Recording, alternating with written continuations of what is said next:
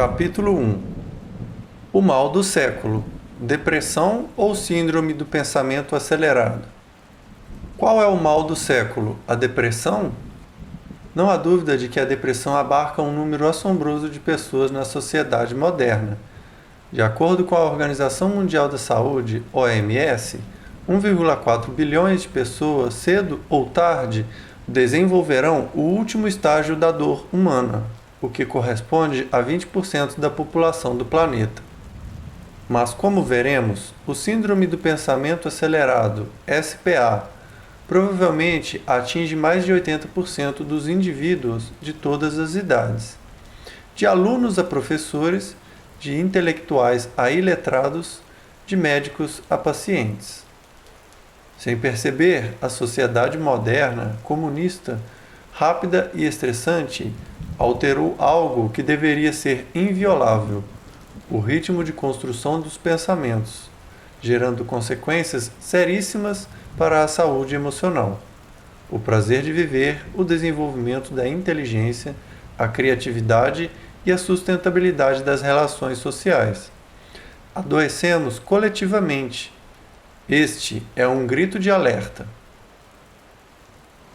Recentemente, durante minhas conferências para mais de 8.000 educadores, em 2 congressos, um nacional e outro internacional, apliquei um teste rápido sobre os sintomas básicos da SPA.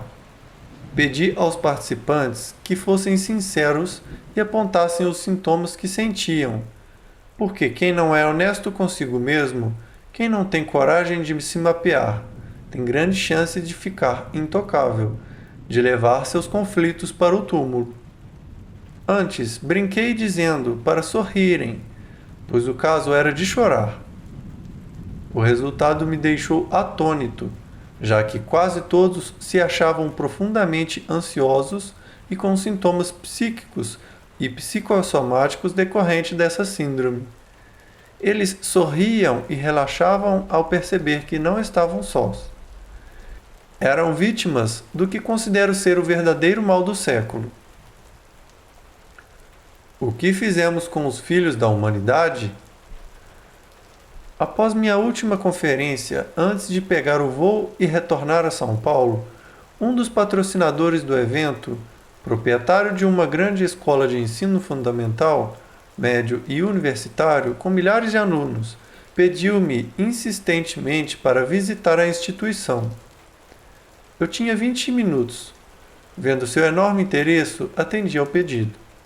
Como não queria só fazer uma visita formal, mas dar uma contribuição, solicitei que escolhesse algumas classes de alunos, para os quais eu falaria brevemente sobre certas funções complexas da inteligência, sobre o eu como gestor da psique e sobre como a síndrome do pensamento acelerado compromete o desempenho global do intelecto. Rapidamente, os professores e coordenadores se organizaram e resolveram indicar as classes do 3º ano do ensino médio. Dou aulas de pós-graduação e para profissionais de diversas áreas e raramente tenho a oportunidade de estar com os alunos tão jovens. Comentei com eles sobre as janelas killer ou traumáticas, sobre as quais tratarei mais adiante, que contêm ciúme, timidez, fobias, insegurança e sentimentos de incapacidade, e cujo volume de tensão pode bloquear milhares de outras janelas, impedindo o eu de acessar dados e dar respostas inteligentes nas provas escolares e nas provas da vida. Disse que, ao longo da história, muitos gênios foram tratados como deficientes mentais, por professores que nunca estudaram a teoria das janelas da memória e as armadilhas das zonas killer nos bastidores da mente.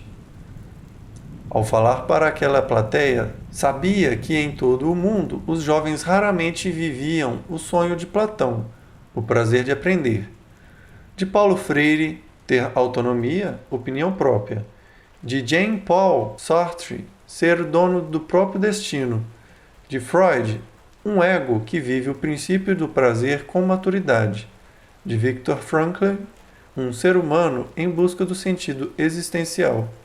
E o meu sonho, o desenvolvimento de um eu maduro, capaz de proteger a emoção, gerenciar pensamentos e trabalhar outras funções complexas da inteligência para aprender a ser o autor da própria história.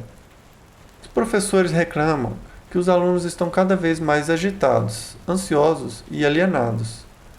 Mas toda mente é um cofre. Não existem mentes impenetráveis, e sim chaves erradas. Usei a chave correta. Toquei o território da emoção daqueles alunos e os estimulei a viajar para dentro de si mesmos.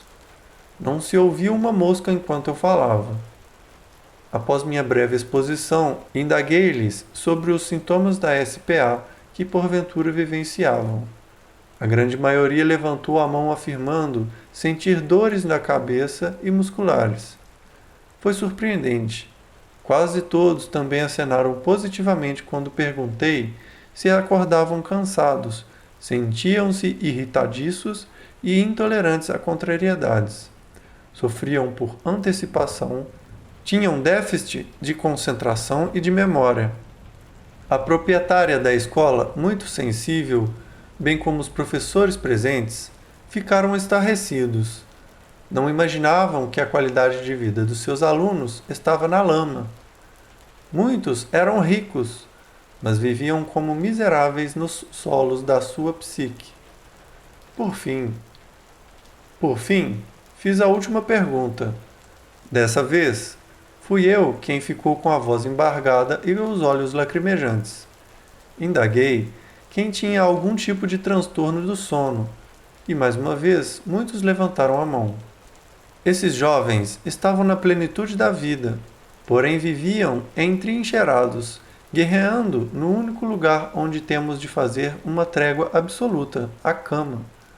O sono é vital para uma mente equilibrada, produtiva e saudável. Eu parei, olhei para os professores e perguntei: o que estamos fazendo com os filhos da humanidade? Não me contive. Afirmei que, apesar de os professores serem os profissionais mais importantes da sociedade, o sistema educacional clássico está doente, formando pessoas doentes para uma sociedade estressante, pois leva os alunos da pré-escola à pós-graduação a conhecer milhões de dados sobre o mundo em que estamos, mas quase nada sobre o mundo em que somos, o planeta psíquico. A educação clássica muito raramente ensina aos estudantes as ferramentas básicas para que aprendam, desde a mais tenra infância, a habilidade de filtrar estímulos estressantes, proteger a emoção, gerenciar seus pensamentos, pensar antes de agir, ser resiliente e, desse modo, alicerçar o eu como gestor psíquico e aliviar, pelo menos um pouco, os graves sintomas da síndrome do pensamento acelerado. Muitas escolas na América, na Europa, na África e na Ásia podem formar técnicos com maestria, mas têm um débito enorme na formação de pensadores capazes de desenvolver mentes livres e emoções saudáveis. Infelizmente, em todo o mundo, neurologistas, psiquiatras e psicopedagogos estão fazendo diagnósticos errados. Ao verem um jovem desconcentrado, irritadiço, inquieto, com baixo limiar para a frustração, diagnosticam como hiperatividade ou transtorno de déficit de atenção, em vez de SPA. Os sintomas são semelhantes, mas as causas e a abordagem são distintas. Esse assunto será comentado adiante. Um eu maduro ou imaturo? Vivemos na Idade da Pedra em relação aos papéis do eu como administrador da psique. De quanto em quanto tempo fazemos a higiene corpórea? Tomamos banho? A cada 24 horas, certo? E a higiene bucal? A cada 4 ou 6 horas. E a higiene mental? Por exemplo, quanto tempo temos para intervir quando somos invadidos por um pensamento perturbador ou uma ideia autopunitiva, um estado fóbico? No máximo 5 segundos. Usando a metáfora do teatro, o nosso eu, que representa a nossa capacidade de escolha, deve sair da plateia, entrar no palco da mente e fazer a higiene de modo rápido e silencioso, enquanto está se processando o registro da memória da experiência angustiante. Como? Impugnando, discordando, confrontando, como um advogado de defesa faz num fórum para proteger o réu. Mas o nosso eu é lento demais. Não é educado para administrar a psique.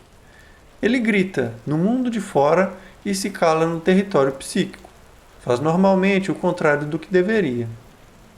A grande maioria das pessoas dirige carro, mas não aprendeu a dirigir as próprias emoções, reações e pensamentos.